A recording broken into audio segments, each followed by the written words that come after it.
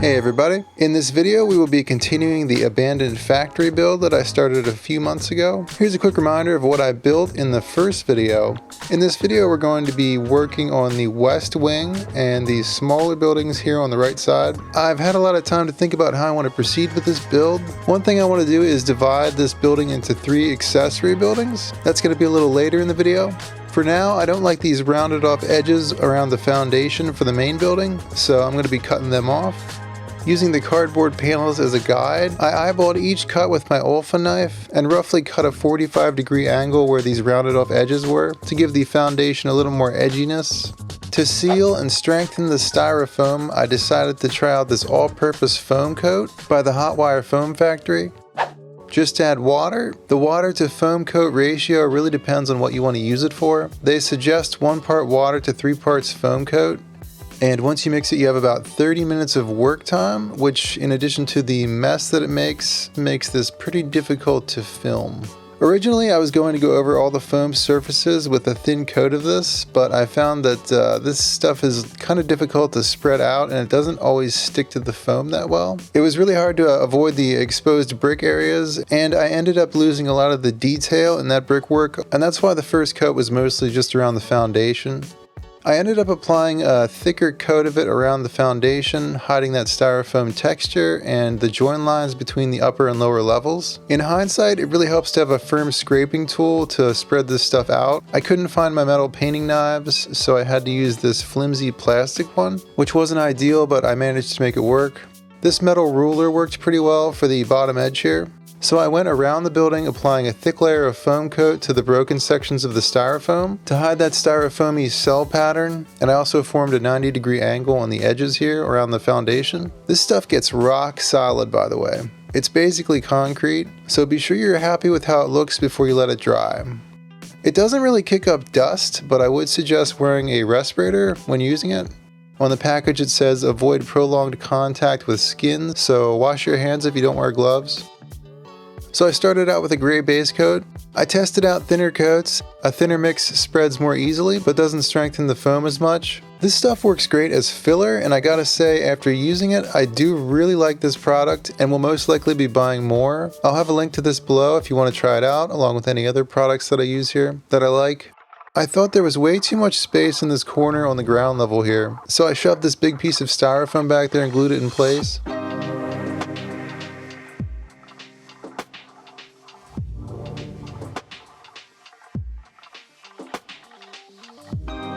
Here I'm applying another thin layer of gray paint.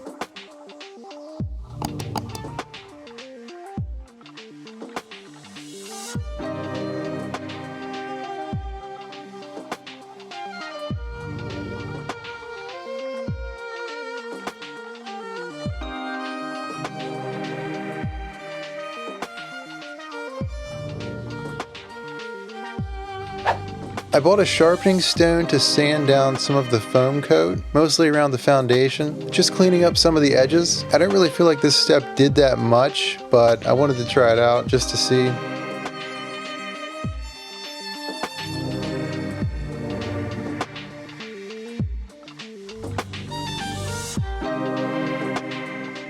I'm building up layers of color here on the bricks.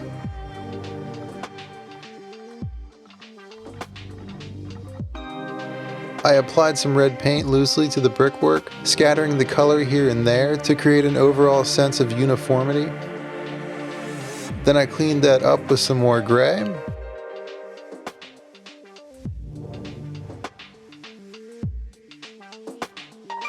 Tried a lighter gray around the foundation and dry brushed the rest of the building with that gray.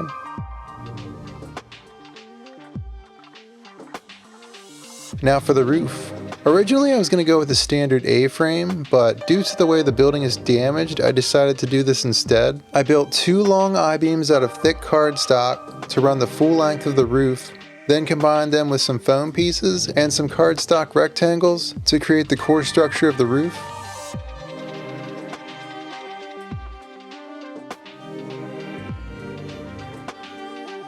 I pinned that in place and built some smaller stir stick I-beams to run down the sides of the platform. I cut a slight angle on these so they would sit nice and tight against the main I-beams, and I used wood glue to glue them in place. I should probably mention that this roof is going to be removable, so I'm not going to be gluing anything to the building here. Next, I glued some stir stick battens across the I-beams, cutting them to length as needed, and I made sure to keep the distance between the I-beams the same from top to bottom. The bottom batten strip extends out past the building about 1/2 inch to create an overhang. I used that as a guide to cut the I-beams, as you can clearly see here. I did kind of get in the way there, but I did get a good shot of them after I cut them. Note how the cuts are parallel to the wall. I did a broken version of that on the other side. Laying the roof out this way made it really easy to isolate the damage on one side of the building, so if I use this as a background building, I can have a damaged or undamaged version.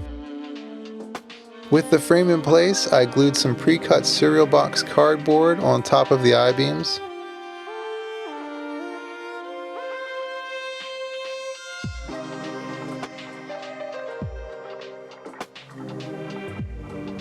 And corrugated cardboard on top of that.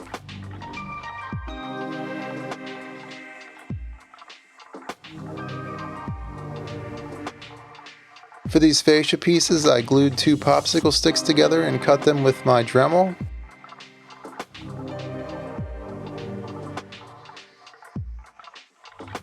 I glued those to the end of each roof.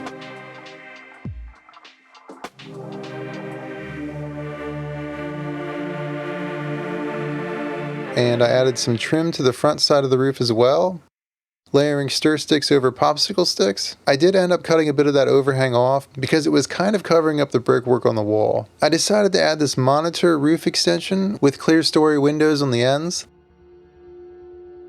Those are basically just vent windows. It's pretty much just a mini A-frame that sits on top of the existing roof. This is how I framed that section of the roof out. It's not really going to be visible, so the details aren't that important here. I like to take advantage of the clean fold lines on cardboard boxes for stuff like this.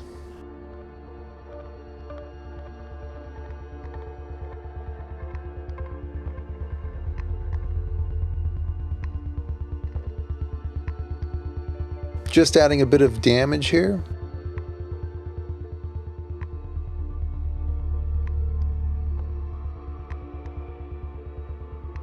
You may have noticed that this roof isn't seated yet. To keep the roof from flopping around, I cut notches into the foam walls for the main I-beams to socket into. This ended up working really well. I messed up the first cut, but it was really easy to fix with some of that foam coat.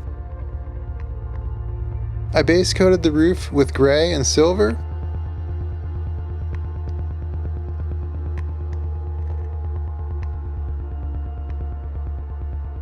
And gave everything a liberal brown wash.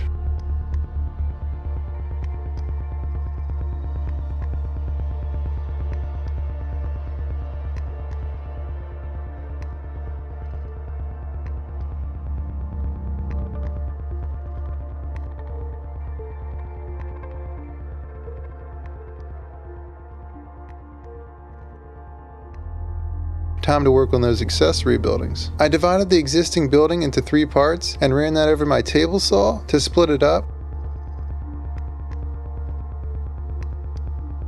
I had to do a bit of repair work on each building. I filled this one in with scrap foam to bulk it up a bit. Here I'm cutting up some 1/4 inch hardboard strips to create the foundation for the 2 larger buildings. I used construction adhesive to adhere the exterior pieces. This is pretty much like icing a cake. Just try to avoid touching the icing.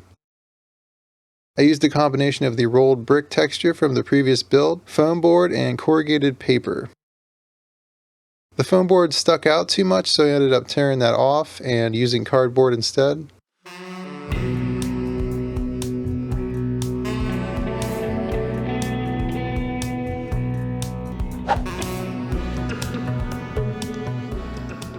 And similar to the main building, I used cereal box cardboard and stir sticks for the trim around the edges of the building.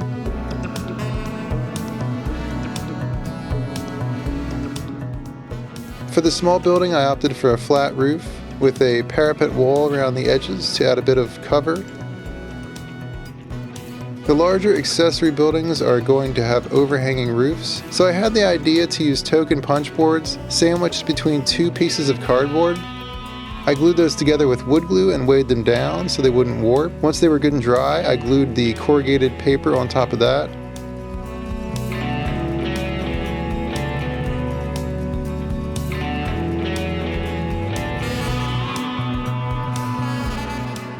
These accessory buildings aren't meant to be standalone buildings, by the way. That's why they don't have any windows or doors. They're basically filler buildings to be used in combination with other buildings.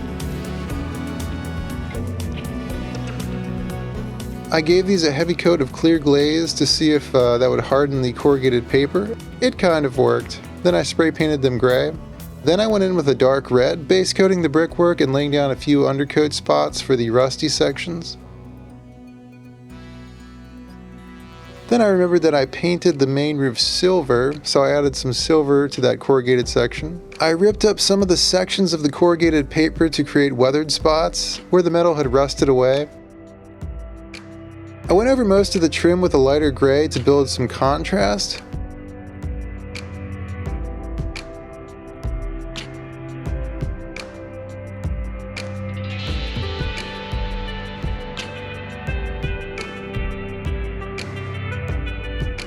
Added more trim, cut some of the bricks apart to make it look weathered.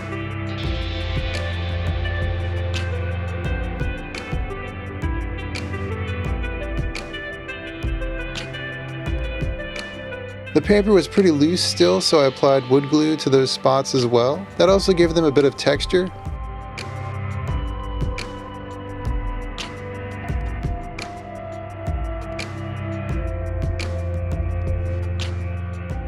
For the rest I used Vallejo pigments, crackle medium, and baking soda. I'll put the recipe on the screen. I think it worked pretty well. I was hoping the crackle medium would add a crackle effect to the rust. It didn't really create any noticeable cracks, but it did seal the mixture nicely. And the rust spots ended up having a really nice matte look. I think I really stepped my rust game up for this project. And I think I'm going to have to revisit my old projects at some point and go over them with this new rust mixture.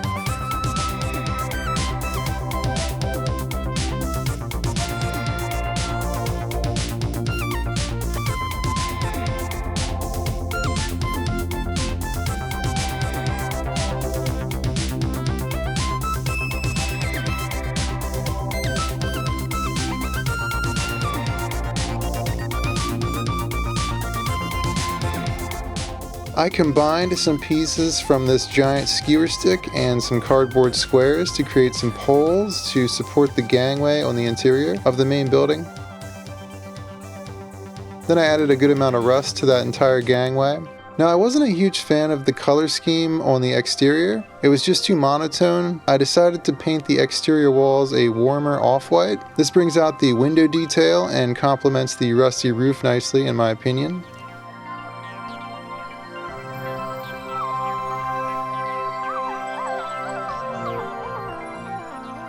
I decided to add some green foliage around the bottom of the building, mostly in the corners. There's also some on the interior.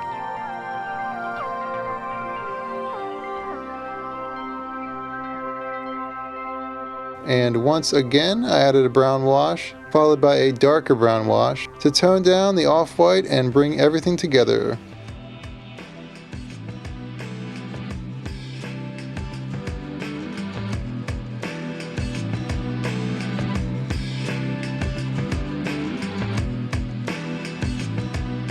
I added some streaking underneath the windows as well where the runoff would occur, and at that point I decided to call it done.